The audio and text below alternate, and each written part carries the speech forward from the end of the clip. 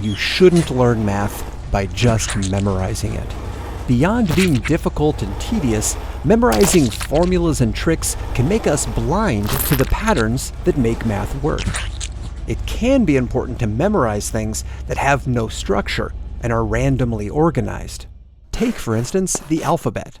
The order of letters in the alphabet is just a standard that was established thousands of years ago, but has no real logical basis. There's no logical reason why the letter G comes before H and not vice versa. So to remember arbitrary things like alphabetical order, or phone numbers, or fighting game combo codes, you may have to approach the task with memorization. But mathematics is the language of logical patterns. The structure for how it works is what makes it interesting and useful. And if the way you're taught it is to just memorize formulas, it's hard not to miss the whole point of it. Consider the first mathematical thing we're taught to do: count. You have to understand the digits 0 through 9, and then how we recycle the same digits to build bigger values. How the digit 1 can be used to indicate tens, 100s, 1000s, and so on. Once you grasp the pattern of place value, there is literally no limit to how high you can count.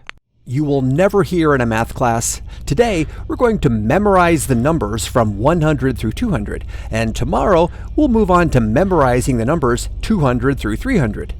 It would be ridiculous because once you see the pattern, memorization is utterly pointless, because you have the ability to count out to endless digits. And this idea applies to all the math you can learn, from algebra through trigonometry and calculus and on. The formulas you encounter are not random. They all describe a pattern, a way the quantities work together. It's important to see how the mechanisms in these formulas work, because that's the more efficient and useful way to understand them. And ultimately, understanding how something works is always more useful than trying to jam a cryptic chunk of information into your head.